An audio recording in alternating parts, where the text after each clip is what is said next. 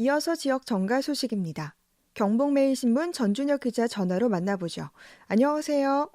네, 안녕하십니까? 네, 경북과 대구 정치권이 다시 주목받고 있다고요.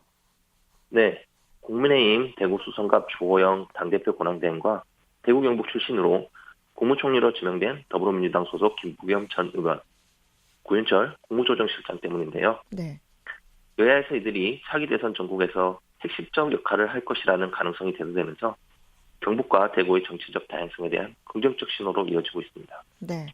먼저 주호영 당대표 권한대행 이야기부터 해보죠.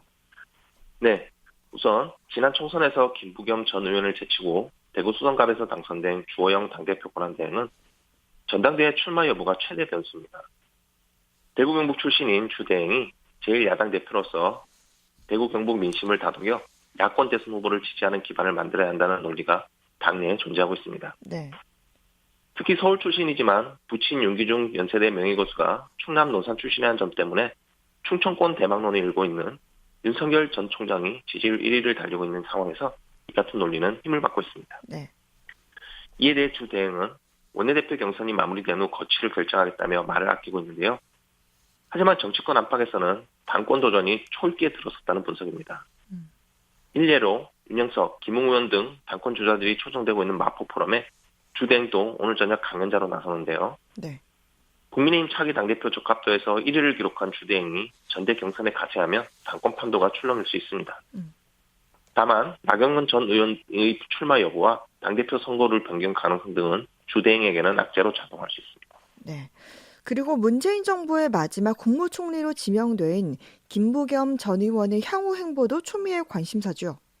네, 대구 경북고 출신인 김 전 의원은 총리 지명 직후 합치와 포용, 국민 통합에 더 많은 노력을 기울이겠다고 말했습니다. 네, 대구 경북 통합 신공항 사업과 대구 취수원 이전 문제, 지역 예산 등에 대한 대구 경북 목소리가 문재인 정부 국정에 전혀 반영되지 않았던 상황에서 지역 민심을 잘 아는 김 전 의원이 총리를 맡음으로써 경북과 대구가 각종 국책 사업에 패싱되는 일이 줄어들 수 있을 것이라는 기대감이 나오고 있습니다. 네, 나아가 김 총리 후보는 차기 대선 불출마를 통해 차차기 대선을 위해 국무총리직을 수용했다는 말도 들립니다.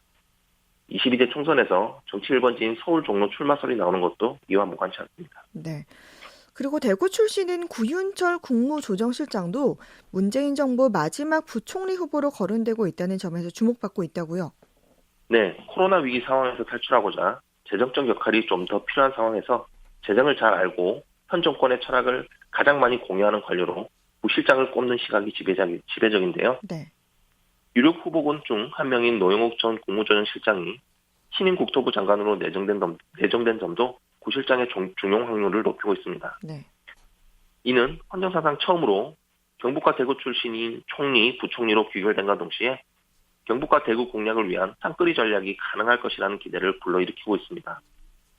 이에 대해 지역의 한 관계자는 여당에서는 김부겸 구윤철 총리의 부총리 카드를 내세워 경북과 대구 지역 민심을 다독일 것으로 보인다며 이런 상황에서 국민의힘도 차기 전당대회에서 보수 텃밭인 경북과 대구가 중심이 돼 외연 확장을 시도할지 여부를 심사숙고할 필요가 있다고 말했습니다. 네. 한편 더불어민주당의 당권 주자들이 지난 24일 대구를 찾아서 대구 경북 통합신공항 조기 건설과 대구 취수원 이전 문제 해결 등을 언급했다고요. 네, 하지만 대형 국책사업 유치 과정과 가덕도 신공항 재추진에서 보여줬던 대구 경북 패싱을 감안하면 허신 공약만 남발하고 돌아갔다는 지적이 일고 있습니다. 네, 지난 24일 더불어민주당은 대구 북구 상격동 대구 엑스코 오디토리움에서 당대표 및 최고위원 후보자 대구 경북 순회 합동연설을 개최했는데요. 이날 인천 부풍구을 홍영표, 인천 계양구을 송영길, 서울 노원구을 우원식 후보는 저마다 내년 대선과 지방선거를 승리로 이끌 적임자임을 자처하면서 특히 맞춤 공약을 쏟아냈습니다. 네. 이 각 후보들의 공약은 어땠습니까? 네, 우선 홍영표 후보는 대한민국 산업화를 이끌었던 TK가 어렵다며 구미형 일자리가 성공하도록 확실히 챙기고 문경에서 김천까지 연결되는 내륙철도 확충, 대구 경북 통합신공항 조기 건설도 뒷받침하겠다고 했는데요. 그러면서 대구 경북권 감염병 정문병원 구축국도 공약으로 제시했습니다. 네, 반면 우원식 후보는 험지 돕겠다고 말만 하지 않겠다며 지역 소멸위기에 맞서겠다고 했습니다.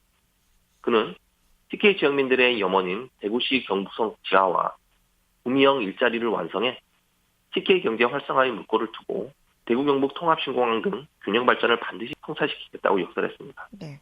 마지막으로 친문 부주류인 송영길 후보는 김부겸 국무총리 후보자를 언급했는데요. 그러면서 송 후보는 김 후보자가 총리로 임명되면 적극적으로 협력하겠다고 했습니다. 그는 대구 경북 통합신공항은 하드웨어가 되더라도 성공 여부는 소프트웨어다. 국제적인 항공사 유치에도 뒷받침을 해서 신공항이 성공할 수 있도록 하겠다며 김부겸 총리와 상의해 대구의 수질 문제 등 현안을 반드시 해결하고 대책을 세우겠다고 강조했습니다. 네. 하지만 민주당 당권 주자들에 대한 경북과 대구의 여론이 싸늘하다고요? 네, 특히 SNS를 중심으로 이에 대한 비판 여론도 존재했는데요. 네. 한 네티즌은 통합신공항은 이미 예산이 통과됐다. 통합신공항 특별법을 반대했던 민주당이 신공항 조기 건설을 역설하는 것은 코미디라고 말했습니다. 또 다른 네티즌은 이미 물만 먹었는데 또 물을 먹이려는 것 같다면서 찾지 않을 것 같은데 당원들의 표만 얻으려는 수작이라고 했습니다. 네. 경북도 의회에서는 대구 경북 통합신공항의 위계 정립과 물류 확보 대책을 요구하는 목소리가 나왔다고요? 네, 경북도의회 행정보건복지위원회 소속 더불어민주당 임미애 도의원은 지난 23일 본회의 도정질문에서 가덕도 신공항과 통합신공항 간의 위계를 높이기 위한 경쟁이 치열하게 진행될 것이라면서 가덕도 신공항의 건설이 현실화되면 대구 경북 통합신공항 건설이 지역사업으로 전락할 수 있다고 우려했습니다. 네. 일단 국내 공항의 위계는 중추, 거점, 일반공항 3개로 구분되고 있으며 현재 대구공항은 거점공항으로 국내와 단거리 국외 노선을 담당하고 있습니다. 네. 이런 가운데 올 3월 가덕도 신공항 건설을 위한 특별법의 제정으로 앞으로 가덕도와 대구 경북 통합신공항 간의 위계를 높이기 위한 노력이 치열하게 진행될 전망인데요. 네. 현재 국내 중추공항으로는 인천공항뿐입니다. 이런 위계 상승을 위해 철저한 준비가 필요하다는 거네요. 네, 그렇습니다. 임 도의원은 위계에 따라 공항의 기능과 규모가 달라지는 만큼 상반기에 발표 예정인 제6차 공항개발 종합계획에 통합신공항의 위계가 어떻게 설정되느냐가 통합신공항의 미래와 긴밀하게 엮여 있다며 대구 경북 통합신공항의 위계 정립을 위한 경북도의 준비와 대책을 촉구했습니다. 그는 통합신공항의 물류공항 건설 구상과 관련해 통합신공항을 물류공항으로 삼겠다는 계획은 공항을 중심으로 경북도 내 산업 전반의 체계를 다시 짜겠다는 것을 의미한다면서 통합신공항이 물류공항으로서의 기능을 다하기 위해 경북도의 철저한 준비가 필요하다고 했습니다. 네. 이에 최혁준 경북도 공항관리단장은 대구 경북 통합신공항의 위계를 높이기 위해 지역 정치권과 힘을 합쳐 국토부에 줄기차게 요구하는 등 총력을 쏟고 있다고 답했습니다. 네. 오늘 마지막 소식은 경북도와 경상북도 의회가 지난 27일 일본의 외교청사에서 대한민국 고유 영토인 독도에 대해 부당하게 영유권을 주장한 것에 대해서 강력히 항의하고 즉각적인 처리를 요구했죠. 네. 우선 경북도는 역사적, 지리적, 국제법적으로 명백히 우리의 고유 영토인 독도에 대한 일본 정부의 어떠한 도발에도 300만 도민과 함께 단호히 대응해 나갈 것이라고 밝혔는데요. 네. 또 일본 정부는 부당한 주장을 즉각 중단하고 과거 침략 사실에 대한 반성과 진정한 사죄로 미래지향적 한일 관계로 나아가길 다시 한번 촉구한다고 강조했습니다. 네. 경북도의회도 이날 일본의 스가 요시히데 총리 내각 출범 이후 처음 발간하는 외교청사에서 한국이 중요한 이웃이고 일본이 평화를 사랑하는 국가라면서 독도 영유권을 주장하는 억지를 계속하는 것은 노블성서이라고 비판했습니다. 한편 일본 외교청사는 외무성인 1957년부터 매년 발행하는 일본 정부 외교 방침과 국제 정세를 정리한 공식 보고서로서 수년째 독도 영유권을 왜곡해 기술하고 있습니다. 네. 한 주간의 지역 정가 소식 살펴봤습니다. 경북매일신문 전준혁 기자였습니다. 말씀 고맙습니다. 네, 감사합니다.